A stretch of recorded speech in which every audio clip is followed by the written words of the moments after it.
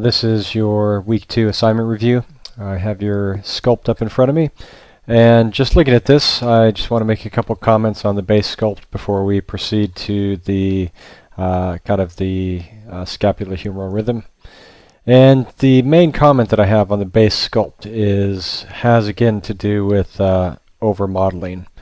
And I mentioned this a little bit in last week's reviews. I don't know if it pertained to you particularly then, but the things that I'm looking at are kind of your emphasis of these sorts of forms in here, right? I'll just put a new adjustment layer on so I can make some marks. This kind of thing in here and these little forms. You really have to be careful about what you emphasize selectively when you're kind of analyzing your reference, because some of these things are certainly there in the reference, but it's a little bit like I said last week. They have to be properly placed and set up by the surrounding planes.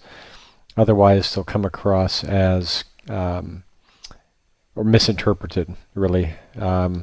Because in this instance, if I just get rid of what I'm starting to mark up, it actually looks like he's pretty saggy back there, meaning that there's a lot of kind of flaccid skin and things going on. But really, we know kind of from his physique that he's pretty tight, and this is just really kind of skin folds at the juncture where his muscle transitions in with a strong plane change, right? So if I just actually zoom in on this transpose a little bit, or this, sorry, spotlight, you can kind of see that kind of the major wrinkle there is at the bottom of his spinal erectors, the lateral mass of his spinal erectors on both sides, and that's what's setting up these forms, and that's really what you need to attend to when you're putting these together, right? So the wrinkles are a little bit randomly placed, and they really need to go in and support, you know, a bigger form in here, and then they can kind of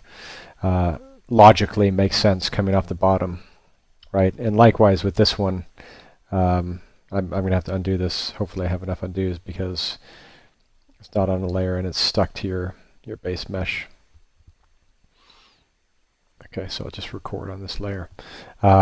This guy right here is quite pronounced, and as well kind of this thing as well, you know, so you just have to be quite specific about what you want to emphasize. Likewise on the stomach, I think some of these are a little bit over-observed in the reference and then kind of over-modeled in the actual sculpt. Things like the width of this this kind of abdominal packet here, you know, that's really, really wide. And to be honest, I hope visually you can look at your own model and say, I don't know that I've ever seen anybody with abs that wide. You know, this comes down to that category of slavishly copying your reference without kind of putting it in the context of what you know. Meaning that we know that people's abs don't really flare out wider than the sheath, kind of the sheet that goes down and inserts onto the pubic symphysis, right? So it's always going to be within this kind of confines, and the top limit being the kind of where it goes onto the ribs underneath the pecs, right? So the rectus abdominis kind of fit in there. And so regardless of what you see in your reference, if you see something that kind of says otherwise, you have to look very carefully at these areas and really try to determine what's going on, what's creating the forms that you read on the reference, and don't be confused by them into kind of violating some anatomic principles, because these sorts of things get people in trouble all the time, and that's really the problem with copying reference and not really understanding what you're trying to represent, is that you're bound to make an error of kind of vision or translation.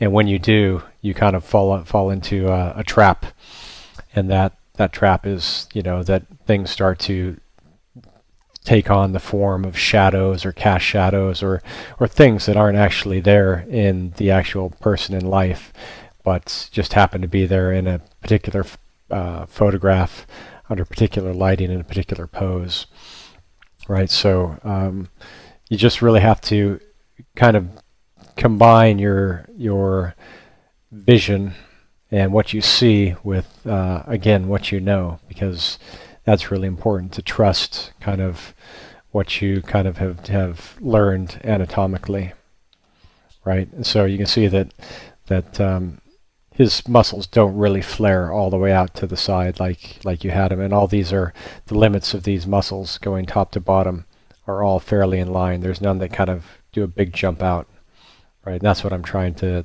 iterate, emphasize in this kind of this little lecture. Okay, so I'm going to turn off my layer and we'll just go through your transpose. But hopefully you can look at this and see that, you know, reference to reference, there's not a huge kind of bulge in his side. Likewise, some of this kind of modeling down here, going down into the pubic symphysis, is a little overdone. There's kind of more unity to this and fewer plane changes, right? This kind of thing is unified down here. There's a downward facing plane, but the downward facing plane continues, right? And I can just turn my embed down. Well, I can turn it down to 0 if I want and really go in and take care of these forms and tidy them up.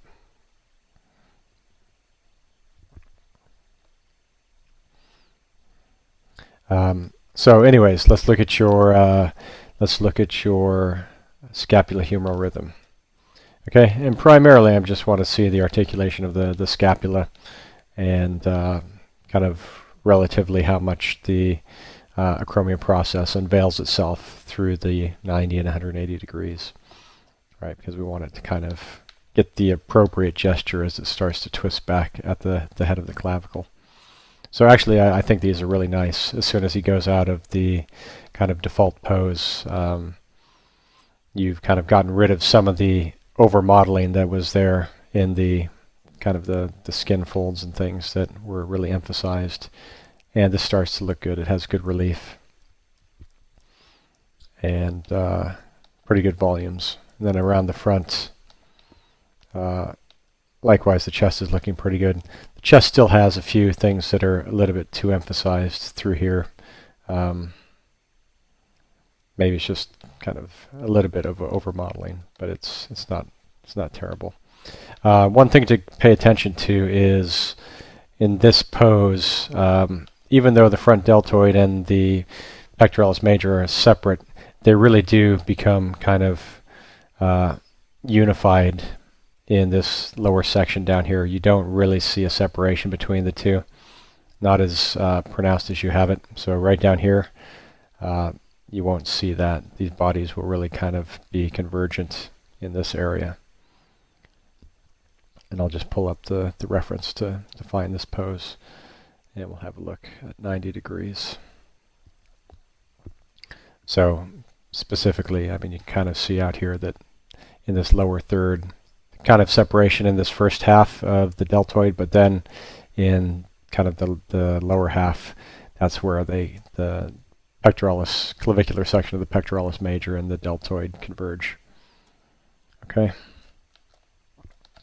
And now we'll just look at the 180 degrees. And I like 180 degrees. I think that the gesture is good through the upper chest. And I'm just a little wary actually of this kind of thing. This kind of shape looks like it's a little bit out of place. I can't understand actually what that is anatomically. Because you have your spine of the scapula, medial border down here. I'll just kind of draw on this. This is the medial border. Spine is going to be coming down like this. So you'll have rhomboids coming back. Let me just put some embedded in my clay tubes again. So we'll have kind of a little tendinous wheel. And you'll have the trapezius coming off like this and down. Lats go over top. I see some of that. That's good. But this intermediate form right here doesn't make any sense to me. This looks like an error or something that needs to be filled in, and doesn't kind of, it's not coherent with anything that we know about the pecs, and nor does he have any kind of injury there. So I'm gonna speculate that it's just kind of a misstep, And I'm just going to look at the reference to be certain that there's no big crazy thing going on there.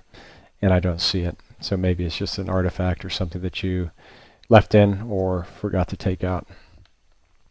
But you can see all this is kind of just what we're talking about. So this little tendinous wheel doesn't show up too pronounced, so it's mostly these forms right here. So a little tuck there. This side is pretty well observed, possibly with a little bit of over modeling in here. I'm just going to turn the light a little bit to the side, and I'm going to say that this should probably go, this plane should go a little bit flatter, because remember we have the spine of the scapula on him, which is coming down like this in the medial border, and all of this, you can see quite the tension in the acromial section of the trapezius, but then the rest of this stuff is stretched a little bit, and so kind of pulled tight, even though it's also tensed. It's not as contracted as this bit, which is why we're seeing these nice forms pulling in here. So all these things could probably go down a little bit. Okay. And then lower back. Again, be careful to describe kind of how you know the masses are, and then resolve those with the extra details from the reference. And I can tell you that the lower back is a little bit thicker through here, kind of the spinal erectors, and they converge to kind of quite a tight notch in the middle. And then you have the two big lateral masses. I mean, look at the shape of that. That's quite big and pronounced on both sides. Okay. Trapezius looks pretty good up here. For the most part, be careful too about the any kind of strange plane changes inside of it or small little divots, because once it hits the tail, it's more or less kind of continuous. You'll certainly have some wobble underneath from the rhomboids, but for the most part, you can see that it's a nice mass, and it has a little bit of kind of vascular form, you know, like veins and kind of tension in the muscular aponeurosis, or kind of the fascia, but for the most part, it doesn't have any bumps. Okay, I think you've observed pretty well in this tendinous area here. So this is all tendon that's passing back to the scapula. And I think that's about it. Could probably do with a little attention down here. That's not the most appealing thing that I've ever seen. Just to block this in with a little more volume. Okay, and just a quick look at the chest. Chest looks pretty good. Remember, we're going really flat in here on a raised arm. So on this kind of abdominal section, you're getting pulled right against the rib cage and stretched all the way up. I mean, the chest is working hard to get, especially from these bottom regions, all the way up to the arm. So this stuff loses quite a bit of volume, more than you would probably expect, and gains volume up here because everything is pulling up on itself. So up over top of the clavicles. Okay, last thing is the costal cartilage and the ribs coming through here. We see this one quite prominently in the reference, and I'll just flip this over to the front view. We'll get that guy up. So you can see it's probably 8, 9, and then down here is where the obliques really start to grab on. And it's not as stretched as up here. So those are prominent, and the same kind of configuration happens over here, and I think you've kind of gone a little funny with this little J shape. Again, maybe you've observed something in the reference, but really we know that the ribs need to kind of be consistent in their in their path, and there's not a lot of huge amount of variation, especially not like you had done. So we'll just kind of put that back in. And again, this is a little bit of a blend of what we see and what we know, right? And that's a trade-off you have to make sometimes. If what you're seeing doesn't look good or doesn't make sense. Okay, so that's about everything that I've seen on this. So just a little bit of a fix up on some of those planes, and in the back, just taking out some of these intermediate shapes that are a little bit. So that's overworked. That's kind of one of the outliers that I talked about. Okay, so that's it. I hope this was instructive, and overall it's pretty well done. And I hope you got some things out of this review, and I will see your stuff for week number 3.